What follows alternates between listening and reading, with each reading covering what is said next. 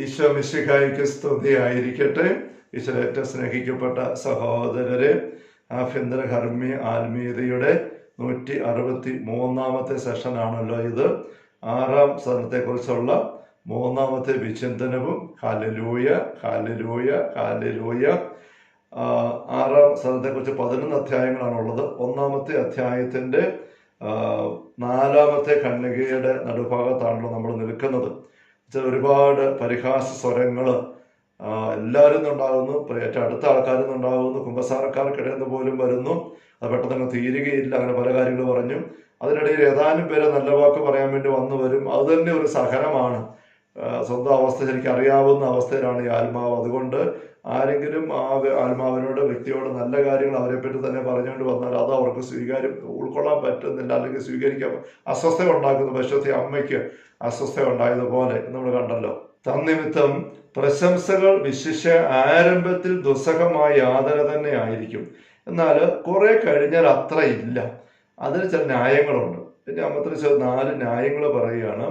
ഈ പ്രശംസാവാക്യങ്ങൾ ആദ്യം കേൾക്കാൻ വല്ലാത്ത അസ്വസ്ഥ തോന്നുന്നു, പശുത്തെ അമ്മയ്ക്ക് അനുഭവപ്പെട്ട പോലെ. പക്ഷെ കുറച്ച് കഴിയുമ്പോൾ അത്ര അസ്വസ്ഥ വരികയാണ്. അതിന് കാരണം ഇതാണ്. ഒന്ന്, അനുകൂലിച്ചും പ്രതികൂലിച്ചും സംസാരിക്കാൻ ആളുകൾ ഒരുപോലെ തയ്യാറാണെന്ന് അവൾ അനുഭവം കൊണ്ട് നന്നായി അറിഞ്ഞിട്ടുണ്ട്. അതിനാൽ ഒന്നിന് മറ്റൊന്നിനേക്കാൾ അധികം പ്രാധാന്യം അവൾ കൽപ്പിക്കുന്നില്ല. അപ്പം തന്നെപ്പറ്റി ആൾക്കാർ ഒരുപാട് ചീത്ത പറയുന്നു, വിമർശനം പറയുന്നു, പഴിക്കലും പറയുന്നു, കുറ്റപ്പെടുത്തൽ പറയുന്നു. അതൊരു വശത്ത്. മറുവശത്ത് പൊക്കിയും പറയുന്നു. ഇത് രണ്ടും ഏതാണ്ട് ഒരുപോലെയാണെന്നുള്ളത് അവൾക്ക് ഏതാണ്ട് തിരിഞ്ഞിട്ടുണ്ട്. എന്നുവെച്ചാൽ മറ്റുള്ള അഭിപ്രായങ്ങൾക്ക് മരിച്ച വ്യക്തിയായിട്ട് തീരുന്നു. നമ്മളൊക്കെ ചിലർക്ക് ഒരു വിശുദ്ധനെ പറ്റി കേട്ടിട്ടില്ലേ? അദ്ദേഹത്തിന്റെ മക്കൾ ആരോ ഒന്ന് പരാതിപ്പെട്ട് എന്നെപ്പറ്റി എല്ലാവരും ചീത്ത പറഞ്ഞ് കുറ്റം പറയുകയാണ്, ഇല്ലാത്ത കുറ്റം പറഞ്ഞു വരുത്തുകയാണ്. അപ്പൊ ഈ വിശുദ്ധനെ ആളോട് പറഞ്ഞു, നിങ്ങൾ ആ സെമിത്തേരി അറിയാമോ? സെമിത്തേരിയോട് ചെന്നിട്ട് അവിടെ കിടക്കുന്ന ആൾക്കാരെല്ലാം കുറെ തെറി വിളിക്കാൻ, ചീത്ത പറയാൻ പറഞ്ഞു. അവർക്ക് അറിയാവുന്ന ആൾക്കാരെ കുറെ അടക്കിയിട്ടുണ്ടായിരിക്കും. അവരെല്ലാം കുറെ ചീത്ത പറയാൻ പറഞ്ഞു, എന്നിട്ട് വരാൻ പറഞ്ഞു. ഈ മനുഷ്യൻ പോയി സെമിത്തേരി ചെന്നിട്ട് ഉറക്കെ അവർ ഓരോരുത്തരുടെ പേര് നോക്കിയിട്ട് അവരെല്ലാം കുറെ ചീത്ത വിളിച്ചു. തിരിച്ചു വന്നു. അപ്പം വിശുദ്ധ ചോദിച്ചു, ചെയ്തു. എന്നിട്ട് അവരെന്നാ പറഞ്ഞു? ഒന്നും പറഞ്ഞില്ല. ഒന്നും പറഞ്ഞില്ല. ഇല്ല. എന്നാൽ ഒന്നിട്ട് ചെന്നിട്ട് അവർ ഓരോരുത്തരെ നോക്കിയിട്ട് പേര് നോക്കിയിട്ട് അവരെ കുറെ പ്രശംസിച്ച് പറയാൻ പറഞ്ഞു. ഈ മനുഷ്യൻ പോയി അങ്ങനെ ചെയ്തു എന്നാണ്. എന്നിട്ട് തിരിച്ചു വന്നപ്പോൾ വിശുദ്ധ ചോദിച്ചു, എന്നിട്ട് അവരെന്നാ പറഞ്ഞു? ഒന്നും പറഞ്ഞില്ല. ഇതുപോലെ നമ്മളായിരിക്കേണ്ടത്. അതുകൊണ്ട് മറ്റുള്ളവർ നിങ്ങൾ ചീത്ത പറയുന്നുണ്ടോ, പൊറുക്കി പറയുന്നത്, അത് അവരുടെ വിഷയം. അത് തിരിച്ചു മറിച്ച് വന്നോണ്ടിരിക്കും. അതിന് പറയുമൊന്നും പോകണ്ട എന്ന് പറഞ്ഞു.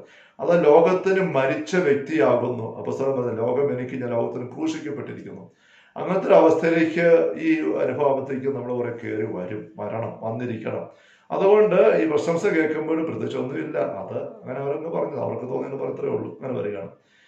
അതിനാൽ ഒന്നിന് മറ്റൊന്നിനേക്കാൾ അധികം പ്രാധാന്യം അവൾ കൽപ്പിക്കുന്നില്ല. 2-ാമത്തെ ന്യായം, തന്നിലുള്ള നന്മയൊന്നും സ്വന്തമല്ലെന്നും കർത്താവിന് ദാനമാണെന്ന് ഗ്രഹിക്കുവാൻ കൂടുതൽ വെളിച്ചം ഇപ്പോൾ അവൾ നൽകിയിട്ടുണ്ട്.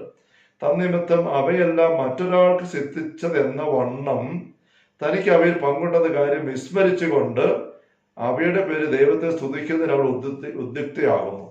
അപ്പം തന്നെ ഉള്ള നന്മകളെ കുറിച്ച് ഇങ്ങനെ പറയുമ്പോൾ അവൾക്കറിയുന്നത്, ആ വ്യക്തിക്ക് അറിയുന്നത് എൻ്റെ സ്വന്തമല്ല, കൃപ കൊണ്ട് മാത്രമാണ്. ദൈവത്തിന്റെ കൃപ എന്നെ താങ്ങുന്നത് കൊണ്ടാണ്, അവിടുത്തെ എന്നെ ശക്തിപ്പെടുത്തുന്നവരിലാണ് എനിക്ക് ചെയ്യാൻ പറ്റുന്നത്. ഞാൻ പ്രശംസിക്കാൻ, എൻ്റെ ബലഹീനതയെ പ്രശംസിക്കാൻ സംസ്ഥാനം പറയുന്നുണ്ടല്ലോ 2 കൊരിന്തോസ് 12. അപ്പം വേറെ ഒന്നും എനിക്കുള്ളത് ബലഹീനത മാത്രമേ ഉള്ളൂ. പക്ഷെ ദൈവത്തിന്റെ കൃപ എന്നെ പ്രവർത്തിക്കുന്നതുകൊണ്ടാണ് ഇതൊക്കെ സംഭവിക്കുന്നത്. അതൊക്കെ നല്ല ബോധ്യമുള്ളത് കൊണ്ട് ഇത് എന്നിൽ കൃപ പ്രവർത്തിക്കുന്നവർ ഇത് സംഭവിക്കുന്നു. ഈ കൃപ തന്നെ വേറെ ആൾ പ്രവർത്തിച്ചാൽ അത് തന്നെ സംഭവിക്കും. അതുകൊണ്ട് എന്നിലാണോ മറ്റേ ആളിലാണോ എന്നുള്ളതൊരു വലിയ വിഷയമുള്ള കാര്യമല്ല. അത് എൻ്റെ ഒരു മിടുക്കന്റെ കാര്യമേ അല്ല. അതുകൊണ്ട് തന്നിമിത്തം ഇവയെല്ലാം മറ്റൊരാൾക്ക് സിദ്ധിച്ചത് എന്നവണ്ണം തനിക്ക് അവയിൽ പങ്കുണ്ടെന്ന കാര്യം വിസ്മരിച്ചുകൊണ്ട്, എൻ്റെ എന്തെങ്കിലും മിടുക്ക കഴിവ് അതല്ല, അത് വിസ്മരിച്ചുകൊണ്ട് അവയുടെ പേര് ദൈവത്തെ സ്തുതിക്കാൻ അവൾ ഉദ്യുക്തയാകുന്നു. അങ്ങനത്തെ മനോഭാവം കയറി വരുന്നുണ്ട്. 3-ാമത്തെ ന്യായം, ദൈവം തനിക്ക് ചെയ്ത അനുഗ്രഹം കൊണ്ട് ദുഷ്ടാന്ത നിമിത്തം ആർക്കെങ്കിലും പ്രയോജനം ഉണ്ടായിട്ടുണ്ടെന്ന് അറിയുമ്പോൾ തന്റെ മാതൃക വാസ്തവത്തിൽ ഉത്തമമല്ലെങ്കിലും അവരുടെ നന്മയ്ക്കായി അങ്ങനെ കരുതാൻ കർത്താവ് അവരെ പ്രേരിപ്പിച്ചതാണെന്ന് അത്ര അവളുടെ വിചാരം. ഈ ഒരു വിചാരം കൂടെ കയറി വരും.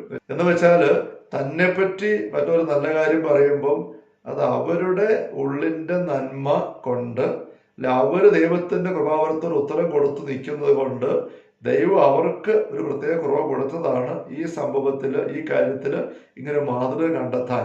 അത് അവർക്ക് ദൈവം അവരോട് സംസാരിക്കുന്ന അവരെ വളർത്തുന്നതാണ്. അതിനകത്ത് എൻ്റെ പുണ്യവും ഒന്നും എടുക്കാനില്ല. അങ്ങനത്തെ ഒരു ബോധ്യം ഇവിടെ വരികയാണ്. അതായത് ഒന്ന് വായിക്കാം. ദൈവം തനിക്ക് ചെയ്ത അനുഗ്രഹങ്ങളുടെ ദൃഷ്ടാന്ത നിമിത്തം, മാതൃക നിമിത്തം ആർക്കും പ്രയോജനം ഉണ്ടായിട്ടുണ്ടെന്ന് അറിയുമ്പോൾ തൻ്റെ മാതൃക വാസത്തിൽ ഉത്തമമല്ലെങ്കിലും അവരുടെ നന്മയ്ക്കായി അങ്ങനെ കരുതുവാൻ കർത്താവ് അവരെ പ്രേരിപ്പിച്ചതാണ് അത്ര അവരുടെ വിചാരം. ഇതാണ് 4-ാമത്തെ ന്യായം. സ്വന്തം ബഹുമതിയെയും കീർത്തിയേക്കാൾ ദൈവം വണക്കത്തെയും മഹിമയും അധികം വിലമതിക്കുക നിമിത്തം ആരംഭത്തിലുണ്ടെന്ന പ്രലോഭനം ഇപ്പോൾ അവിടെ അലട്ടുന്നില്ല. അപ്പം സ്വന്തം ബഹുമതി കീർത്തിയല്ല, ദൈവത്തിന് വണക്കവും മഹത്വം ഉണ്ടാവണം. നിങ്ങളുടെ വെളിച്ചം മനുഷ്യർ പ്രകാശിക്കട്ടെ, സൽപ്രവൃത്തികൾ കണ്ടാവും ദൈവത്തെ സ്തുതിക്കട്ടെ. അങ്ങനെ എൻ്റെ എന്തെങ്കിലും കാര്യം കണ്ടിട്ട് ദൈവത്തെ സ്തുതിക്കാൻ, ദൈവത്തെ ആൾക്കാർ അടുക്കാൻ വരുന്നുണ്ടെങ്കിൽ ദൈവത്തിന് ബഹുമതിയും മഹത്വം ഉണ്ടായതിൻ്റെ സന്തോഷം മാത്രമേ ഉള്ളൂ. അതുകൊണ്ട് ഇപ്പോൾ പ്രശംസ എന്നെപ്പറ്റി പറയുന്ന യേശോ എനിക്കത് യോഗ്യതയില്ലോ എന്ന് അസ്വസ്ഥത കയറി വരുന്നില്ല. അതുകൊണ്ട് ആ ഒരു തരത്തിലും ഒരാശ്വാസം വരികയാണ്, ഈ അസ്വസ്ഥത ഉണ്ടാക്കുന്നില്ല. അതായത് പ്രസ്തുത പ്രശംസകൾ തനിക്ക് ഹാനികരമായേക്കുമെന്ന ആശങ്ക മറ്റുള്ളവർക്ക് അവ ദോഷം ചെയ്ത അനുഭവങ്ങൾ അവൾക്ക് അറിവുള്ളതാണല്ലോ. തന്നിമിത്തം നിന്ദനങ്ങൾ സഹിക്കാൻ അവൾക്ക് ഒരു വൈമനസ്യവുമില്ല. അവ നിമിത്തം ദൈവം ഒരു പ്രാവശ്യമെങ്കിലും സ്തുതിക്കപ്പെടുന്നതിനിടയായാൽ അവൾ കൃതാർത്ഥയായി, പിന്നെ എന്ത് വന്നാലും വേണ്ടില്ല.